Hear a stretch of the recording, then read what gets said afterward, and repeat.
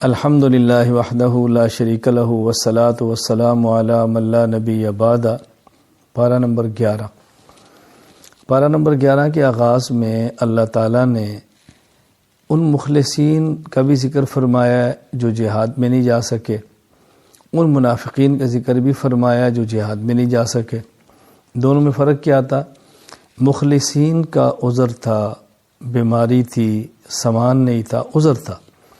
منافقین کا عذر نہیں تھا، ہیلے بہانے تھے، اور وہ ہیلے بہانے تراش کر جہاد میں نہیں گئے اور اس پر بھی اندر سے خوش ہیں، اور مخلصین بیچارے عذر کی وجہ سے نہیں گئے پھر بھی رو رہے ہیں اور پیغمبر پاک صلی اللہ علیہ وسلم سے معذرت کر رہے ہیں، اللہ تعالیٰ سے استغفار فرما رہے ہیں۔ تو دونوں میں فرق کتنا ہے؟ مومن سے گناہ ہو جائے تو مومن تڑپتا ہے، منافق سے گناہ ہو جائے تو منافق اس کو اپنی چلاکی سمجھتا ہے۔ پھر آگے اللہ رب العزت نے 2 قسم کی مسجدوں کا ذکر فرمایا جو مدینہ منورہ بنی ہے۔ ایک تو مسجد قباء ہے جس کے بارے میں ارشاد فرمایا ہے اسس بنیانہ علی تقوی۔ ایک تو یہ مسجد ہے جس کی بنیاد تقوی، پرہیزگاری، دین، خدمت دین ہے، اور ایک مسجد والذین اتخذوا مسجدا ضرارا جو منافقین نے بنائی ہے مسلمانوں کے خلاف سازش کرنے کے لیے۔ تو مسجد تو وہی ہوتی ہے جو اللہ کی عبادت کے لیے ہو، وہ مسجد تھوڑی ہے جو سازش کے لیے ہو۔ اس مسجد ضرار کو پھر گرانے کا حکم بھی دیا گیا ہے۔ تو دونوں قسم کی مسجدوں کا ذکر کیا ہے۔ پھر اسی جگہ پہ اللہ تعالیٰ نے ان لوگوں کا بطور ذکر فرمایا جو طہارت کا بہت زیادہ خیال کرتے ہیں، یعنی فراغت کے بعد اس دور کے حساب سے وہ مٹی بھی استعمال کرتے اور پانی بھی استعمال کرتے۔ آج کے دور میں پانی بھی استعمال ہوتا ہے اور مزید خشک کرنے کے لیے ٹیشو بھی استعمال ہوتا ہے۔ تو ایسے حضرات کی اللہ پاک نے مدح اور تعریف فرمائی۔ پھر اللہ رب العزت نے اس میں بہترین ایمان والوں کو نسخہ دیا ہے متقی بننے کا۔ فرمایا اگر تم متقی بننا چاہتے ہو تو بہترین نسخہ یہ ہے کہ متقین کے ساتھ رہو، اور یہاں متقین کے لفظ صادقین فرمایا ہے، یعنی وہ لوگ جو صادق فتقوی ہیں جن کی خلوت اور جلوت ایک جیسی ہے۔ تو متقی بننے کا سب سے آسان اور بہترین نسخہ متقین کے ساتھ رہنا ہے۔ پھر اس سورت کے آخر میں اللہ رب العزت نے پارہ نمبر 11 سورہ توبہ کے آخر میں رسول اکرم صلی اللہ علیہ وسلم کے بارے میں ارشاد فرمایا کہ ایسا پیغمبر ہم نے تمہیں دیا ہے جو تم میں سے ہیں اور افضل ہیں، اور ایسا پیغمبر دیا ہے کہ جس کو تمہاری تکلیف پر تکلیف محسوس ہوتی ہے، تمہاری دنیا اور آخرت کے بارے میں بہت حریص ہے، رؤوف رحیم، اور وہ تمہاری مشقت پہ دکھ محسوس کرتے ہیں، تمہارے لیے تڑپتے ہیں، تمہارے لیے مہربان ہیں۔ تو ایسے پیغمبر اللہ نے عطا فرمائے ہیں، اور یہ فرمایا کہ جب تمہیں کوئی دکھ ہو تو اللہ پر بھروسہ تمہیں کرنا چاہیے، اور مومن کا مزاج ہونا چاہیے کوئی تکلیف آ جائے تو لا الہ الا هو علیہ توکلت وہو رب العرش العظیم۔ صبح و شام 7 مرتبہ یہ آیت پڑھ لی جائے تو اللہ تعالیٰ غموں کو ہلکا فرماتے ہیں، غم ختم فرما دیتے ہیں، تکلیفیں دور فرما دیتے ہیں۔ حسبی اللہ لا الہ الا هو علیہ توکلت وہو رب العرش العظیم۔ سورہ یونس، کیونکہ اس صورت میں بطور خاص حضرت یونس علیہ السلام کا ذکر ہے، ان کی قوم کا ذکر ہے، اس لیے سورت کا نام ہی سورہ یونس ہے۔ اس میں اللہ تعالیٰ نے آسمانوں کی تخلیق کا ذکر فرمایا، زمین کی پیدائش کا ذکر فرمایا، سورج اور چاند کا ذکر فرمایا، اور اس کو اپنی توحید اور ربوبیت پر بطور دلیل کے ذکر فرمایا۔ وَالَّذِي جَعَلَ الشَّمْسَ ضِيَاءً وَالْقَمَرَ نُورًا۔ اللہ تعالیٰ نے اپنی توحید کے دلائل بیان فرمائے ہیں۔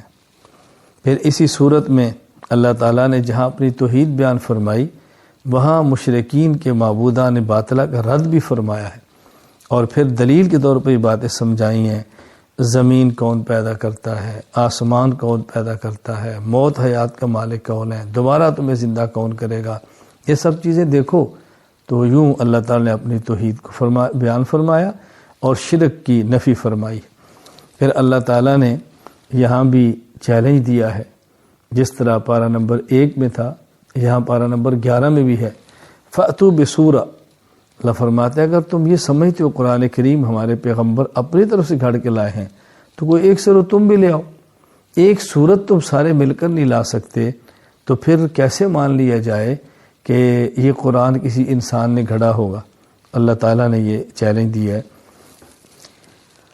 پھر کفار کے جو طرف سے تقاضے ہوتے تھے، مطالبے ہوتے تھے، متی ھذا الوعد، قیامت کب آئے گی، لے آؤ قیامت کو، اس قسم کی باتیں کرتے تو اللہ نے اپنے پیغمبر سے فرمایا آپ بتاؤ ان کو، لا املک لنفسی ضرا ولا نفع، میں اپنی ذات کے لیے نفع نقصان کا مالک نہیں ہوں تو کیا قیامت کا مالک ہو سکتا ہوں؟